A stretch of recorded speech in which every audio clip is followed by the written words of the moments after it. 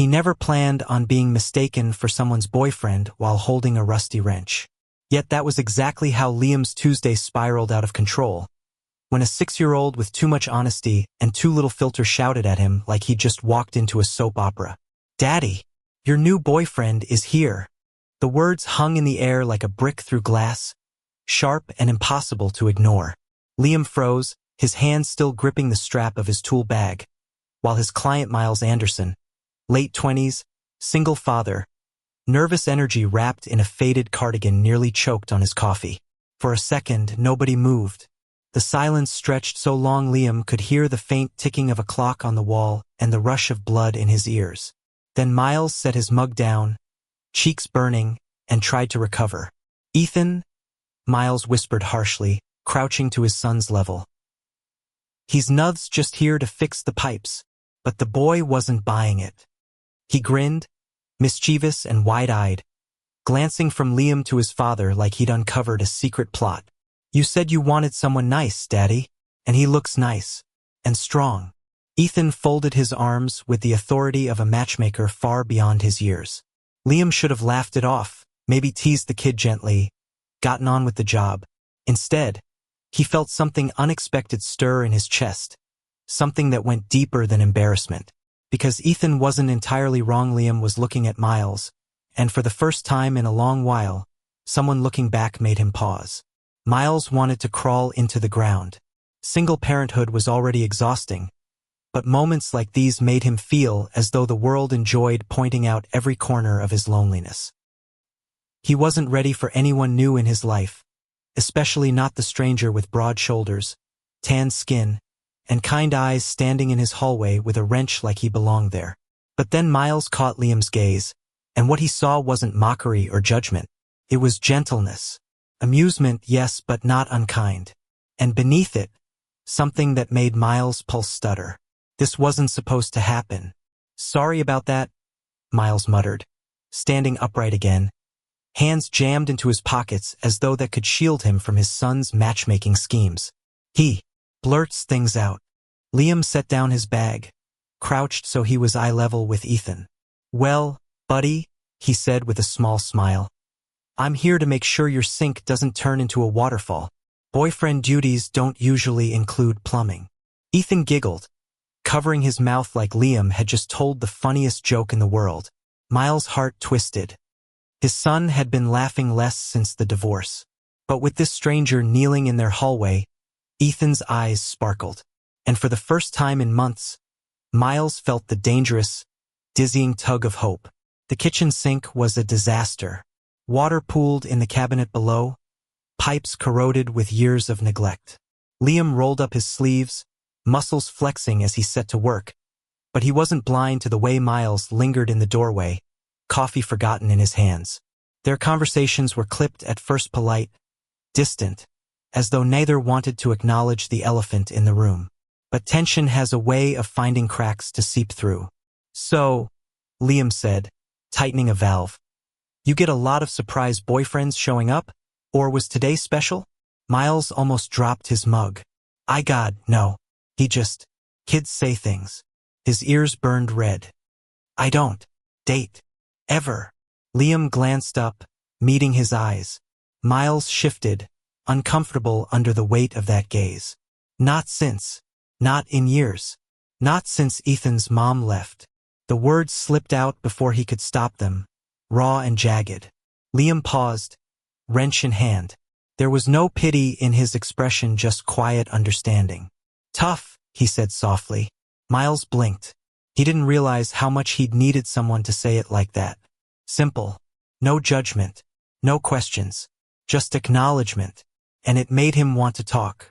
Against his better judgment, words poured out about the silence of nights after Ethan was asleep, about juggling bills and bedtime stories, about the crushing fear of not being enough. Liam listened, steady as stone, occasionally throwing in a dry joke that somehow lightened the air without dismissing the weight of it. For two men who'd only just met, the kitchen became strangely intimate. Every word, every glance, every shared silence pulled them closer, until Miles caught himself staring at Liam's handstrong, sure, stained with grease yet inexplicably gentle when he brushed water away from the counter. He shouldn't want this. He couldn't want this. But his heart was a traitor. When Liam finished, he wiped his hands on a rag and stood. "All fixed," he said, but his voice carried something heavier. Miles opened his mouth to thank him, but Ethan beat him to it, running forward and hugging Liam's legs with childish abandon. "Thank you, Daddy's boyfriend," Miles groaned. Liam laughed this time, full and unguarded, the kind of laugh that warmed the whole room. He bent down and ruffled Ethan's hair. "Tell you what, champ, if your dad ever actually wants me to be his boyfriend, he'll have to ask me himself.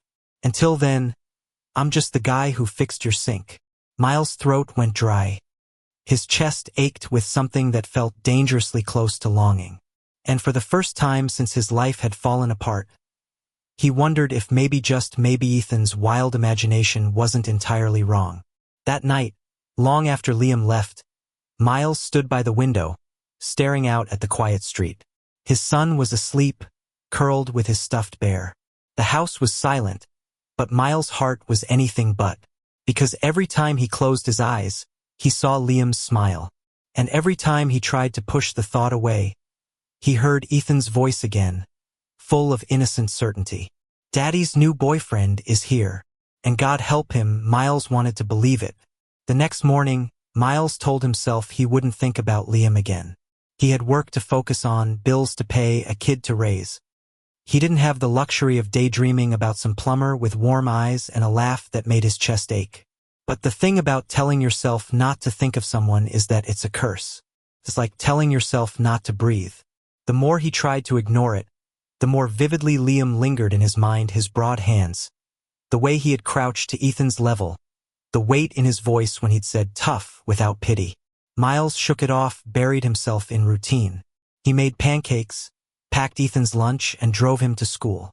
On the way back, though, he caught himself scanning the neighborhood like Liam might magically reappear. Tool belts slung across his hips, smile tilted just enough to feel personal. It was ridiculous. Miles hated how easily hope could sneak back into a heart that had been bruised for years. 2 days later, Liam knocked on the door again. Miles opened it, heart leaping before his brain caught up. "Is something wrong with the pipes?" Liam shrugged, casual but sheepish. "Not that I know of, but I left my wrench here the other day." He held up his hand, empty. "Figured I should get it before your son used it as a lightsaber." Sure enough, Ethan appeared in the hallway wielding the missing wrench, making whooshing noises and grinning. "Told you," Liam said with a smirk. Miles pinched the bridge of his nose. "Ethan, give that back before you hurt yourself." "But it's his magic sword." Ethan protested, then reluctantly handed it over. Liam crouched and accepted it solemnly. "Thanks, partner. You saved the galaxy." Again. Ethan beamed, glowing under the praise. Miles' chest tightened. God, it was unfair how easily Liam fit in, how quickly he won Ethan's trust, how natural his presence felt in the house, like he belonged there. And that was exactly why Miles needed him gone. "Thanks for coming by," Miles said briskly, forcing politeness into his tone. "Take care." But Liam didn't move right away. He studied Miles with those steady eyes, reading more than Miles wanted him to. Finally, he said, "If you ever need anything fixed, anything at all, give me a call. No charge." Miles froze, caught between suspicion and the warmth that flickered unbidden at the offer. He opened his mouth, but no words came. So Liam tipped his head in a half-nod and left. That night, Miles sat at the kitchen table long after Ethan went to bed. He stared at his phone, Liam's number sitting there like a dare. It had been years since someone had offered help without strings attached. Even friends had quietly drifted after the divorce, uncertain what to do with a man whose wife had walked out and left him with a kid. Most days, Miles felt invisible. But Liam had looked at him. Really looked. Miles pressed his palms to his eyes, frustrated. He didn't want this. Hope was dangerous. He'd built his world out of routine and careful walls. Liam was already shaking them. And the worst part was Ethan liked him. If things ever went wrong, If Liam disappeared like everyone else, it wouldn't just break Miles, it would break Ethan, too. Miles swore under his breath. He couldn't let that happen. But life doesn't always listen to the rules we make. The following week, Miles' car refused to start. He stood in the driveway, late for work, Ethan tugging at his sleeve, and cursed his luck. Then, as if conjured by the universe, a familiar pickup truck pulled onto the street. Liam leaned out the window, hair messy, smile easy. Car trouble. Miles swallowed hard. You stalking me? Please, Liam said. If I were stalking you, I'd at least bring donuts. Ethan giggled from behind his father. Daddy, he's funny. Can he drive us to school? Before Miles could protest, Liam was already pulling into the driveway. Pop the hood, he said. Might just be the battery. Within minutes, he had jumper cables hooked up and the engine sputtering back to life. Ethan watched in awe, bouncing on his heels. You're like a superhero, the boy declared. Liam shot him a grin. Don't tell anyone. It ruins the disguise. Miles wanted to be annoyed, to push him away. But when Liam wiped his hands and said, You're good to go, the gratitude spilled out before Miles could stop it. Thank you, he said softly. And Liam, for once, didn't joke. He just nodded, something unspoken flickering in his gaze. After that, Liam kept showing up. Not in a way Miles could call intrusive, always with some excuse, always casual.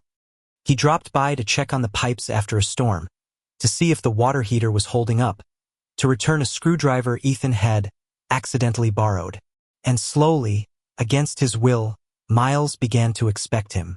One evening, they found themselves sitting on the porch steps while Ethan chased fireflies in the yard.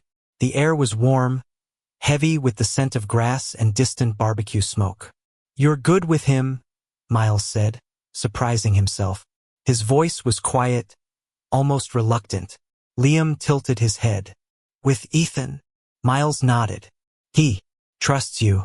That doesn't happen often. Liam's smile softened. Kids know when you're being real with them. He's a sharp one. Reminds me of my niece back home. Something tugged at Miles' chest. He wanted to ask more, to know everything about this man who kept sliding past his defenses. But before he could, Ethan came bounding up with a jar of glowing light. Look, Daddy. Look. Liam. Both men leaned in, shoulders brushing as they admired the boy's prize. The brief touch was electric, subtle but undeniable. Miles' breath caught, and Liam glanced at him, eyes dark in the fading light. For a moment, Miles thought he might kiss him. But Ethan laughed again, breaking the spell. And Miles cowered that he was pulled back. That night, when the house was quiet, Miles lay awake replaying that almost moment on the porch. He hated himself for wanting it. Hated himself for being too afraid. But most of all, he hated how much he longed for Liam to come back again. The nights grew longer, and with them came a tension Miles couldn't ignore anymore. It wasn't just the silence of the house when Ethan went to bed, or the hum of the refrigerator in the kitchen. It was the absence of Liam, even though Liam had no right to be present in the first place. Every knock on the door, every ring of the phone, Miles caught himself hoping it would be him. And every time it wasn't, disappointment settled like a stone in his stomach. 2 weeks after the porch firefly night, Miles decided he had to draw a line. He couldn't keep letting Liam blur the boundaries of their lives. Ethan was growing more attached with each visit, and Miles' own heart was betraying him daily. He rehearsed the speech in his head, something polite, distant, final. Thank you for your help, but this has to stop. We don't need you anymore. The problem was, Miles wasn't sure if he believed his own words. On Friday evening, the knock came again. Miles opened the door to find Liam standing there, holding a grocery bag in one arm and a sheepish grin on his face. I brought food, Liam said. Figured a single dad deserves a night off from cooking. Miles blinked, caught off guard. You didn't have to. Yeah, but I wanted to. Liam shifted the bag toward him. Spaghetti. Don't get too excited. I'm no chef. But I make a mean sauce. Before Miles could argue, Ethan was already darting to the door, cheering. Spaghetti night. And just like that, Liam was inside again, filling the kitchen with his presence. Dinner was chaos in the best way. Liam let Ethan help stir the sauce, teaching him how to sprinkle oregano like a wizard casting spells. The boy laughed so hard he nearly dropped the spoon. Miles stood by the counter, watching them, torn between warmth and fear. His son hadn't looked this alive in months, and Liam, damn him, looked like he belonged here, moving through the kitchen with ease, sleeves rolled up, laughter bouncing off the walls. For one dangerous moment, Miles let himself imagine it. Dinners like this every week, laughter spilling into late-night conversations, Ethan falling asleep on the couch while Miles and Liam leaned too close on the other end. It was too easy to picture, too easy to want. After dinner, Ethan begged for a story before bed, and Liam volunteered without hesitation. He sat on the edge of the boy's bed, voice low and animated as he spun some ridiculous tale about a plumber who saved kingdoms with his magic wrench. Ethan was asleep before the story even ended, smiling in his dreams. Miles lingered in the doorway, his chest tight, watching them like this, watching Liam tuck the blanket around his son with a tenderness he had no obligation to give it undid something deep inside him. When Liam finally stepped into the hallway, closing the bedroom door softly, the silence between them was charged, unbearable. "Why are you doing this?" Miles whispered before he could stop himself. Liam frowned. "Doing what?" "This." Miles gestured vaguely, helpless. "Showing up, cooking, reading him to sleep, acting like you belong here." Liam's gaze didn't waver. "Maybe I want to." The words landed like a blow. Miles' breath hitched, his defenses cracking. "You can't. You don't understand what you're asking for. My life is messy, complicated. People leave." "I'm not people," Liam said quietly. Miles closed his eyes, fighting back the flood of emotions. He wanted to believe him. God, he wanted to. But belief had cost him everything before. "Please," Miles whispered, voice breaking. "Don't make promises you can't keep." For a moment, Liam said nothing. Then he stepped closer, so close Miles could feel the heat radiating from his body. His voice was low, steady. "I'm not promising anything. I'm just here, if you'll let me be." And then, before Miles could think, before he could stop it, Liam kissed him. It wasn't a soft, tentative kiss, it was desperate, aching, the kind of kiss that tasted like all the words they hadn't dared to say. Miles' hands trembled, torn between pulling him closer and pushing him away. But God help him, he didn't push.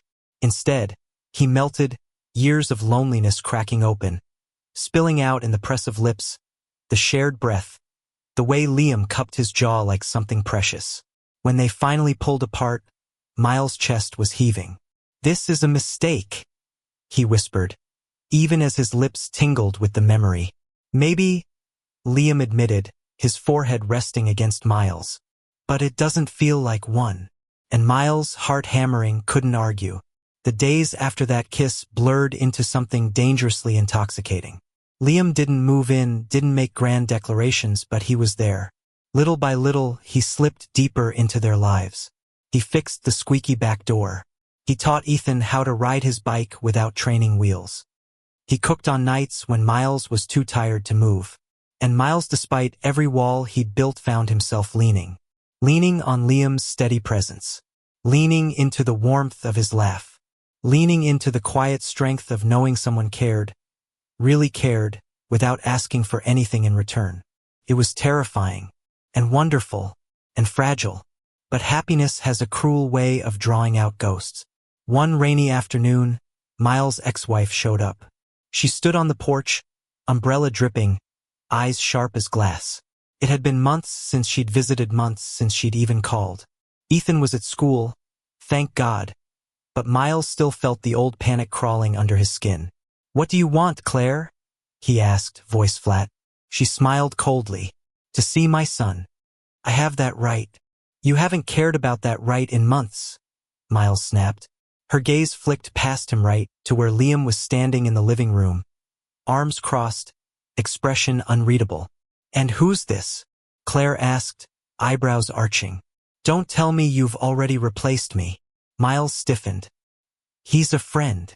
But the words felt hollow, and Claire saw it. She smirked. Unbelievable. You couldn't keep a marriage together. But you think dragging some handyman into my son's life is a good idea.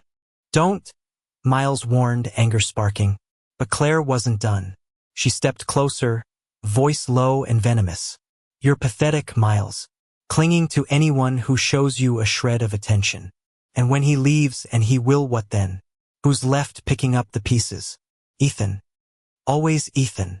Her words cut deeper than they should have, because they echoed the fears Miles carried in the darkest corners of his heart.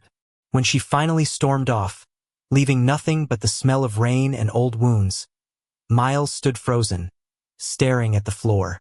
Liam stepped closer. Don't listen to her, he said firmly. But Miles couldn't breathe, couldn't think.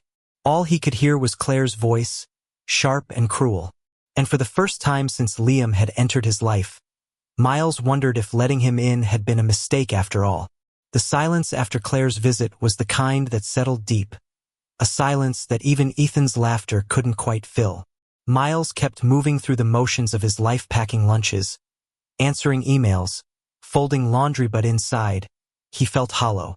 Liam noticed. Of course he did. He always noticed. At first, he gave Miles space, keeping their conversations light, sticking to practical things. But Miles could feel the questions building in him, pressing at the edges. And Miles, terrified, pushed back with distance. One night, when Ethan was asleep, the tension finally snapped. Tell me the truth, Liam said quietly. You've been shutting me out since she came. Is it because of what she said? Miles' jaw tightened. She's not wrong. About what? That this, Miles gestured between them, throat tight, is dangerous. That Ethan will pay the price if it falls apart. That I can't afford to gamble with his happiness just because I'm lonely. The word hung in the air like a curse. Liam flinched. Is that all this is to you? Loneliness. Miles closed his eyes. I can't do this. The silence after those words was worse than anything Claire had said. Liam stared at him for a long time, pain flickering across his face, then nodded once.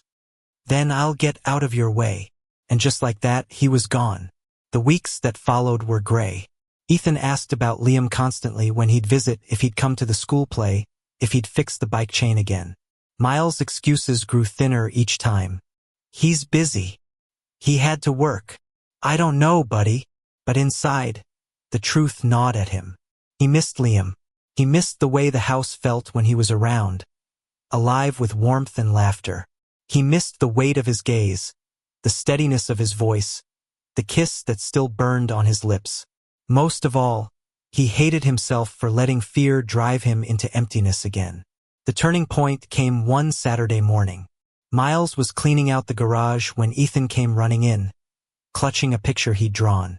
It was crude, childlike, three figures holding hands in front of their house. One was Miles. One was Ethan.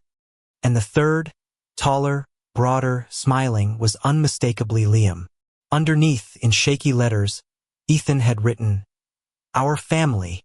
Miles sank onto a box, the drawing trembling in his hands. Do you miss him, Daddy? Ethan asked softly. Miles' throat closed. He couldn't lie anymore. Yeah, he whispered. I do. Ethan climbed onto his lap, wrapping small arms around his neck. Then go get him back. Children make things sound so simple.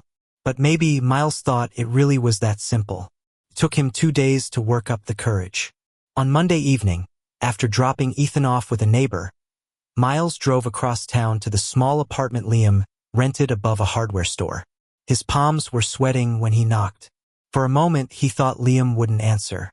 Then the door opened, and there he was, hair mussed, shirt wrinkled, eyes wary. Miles, Liam said, guarded. What are you doing here? Miles swallowed hard. I was wrong. Liam's expression flickered, but he didn't move. I let her words get in my head, Miles continued, voice shaking. I convinced myself you'd leave, like everyone else. And maybe you will someday. I can't control that. But what I do know is, I don't want to spend one more day pretending I don't want you here. In my life. In Ethan's life. In mine. Silence stretched. Liam searched his face, as if looking for cracks, for doubt. Then slowly he stepped aside. "Come in." They talked for hours. About fear, about trust, about what it meant to build something fragile but real. Miles admitted he was terrified. Liam admitted he was, too, but that he was willing to fight for it. And somewhere between confession and forgiveness, their hands found each other. Their lips followed. This kiss was different from the first. It wasn't desperation, but promise. A slow, steady sealing of something that had been waiting for them both. For the first time in years, Miles let himself believe in tomorrow. Weeks turned into months. Their lives didn't transform overnight, but piece by piece, they stitched together something whole. Liam was there for spaghetti nights, for bike rides, for homework meltdowns. Miles learned to lean, to trust, to laugh without flinching. Ethan, of course, acted like it had been inevitable all along. "See," he declared one evening, sprawled on the couch between them. "I told you he was Daddy's boyfriend." Miles and Liam exchanged a glance over his head, laughter bubbling in their chests. And this time, neither of them denied it. The first time Liam officially moved his things into the house, Miles caught himself staring at the boxes stacked in the hallway, a lump in his throat. It was messy, imperfect, terrifying. But it was also everything he'd been too afraid to want. Liam came up behind him, wrapping his arms around his waist, chin resting on his shoulder. "You okay?" Miles nodded, leaning back into him. "Yeah," he whispered.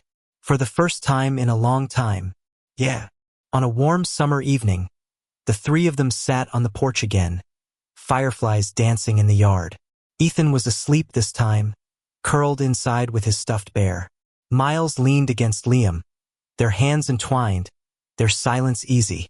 "You know," Liam murmured, "I really did just come to fix the pipes." Miles chuckled, soft and disbelieving.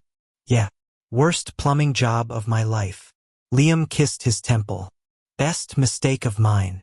And under the glow of fireflies, with the hum of the quiet street around them, Miles believed it. Not a mistake. Not anymore. Home. Thank you for listening. If you find it interesting, please like and subscribe to follow the next stories.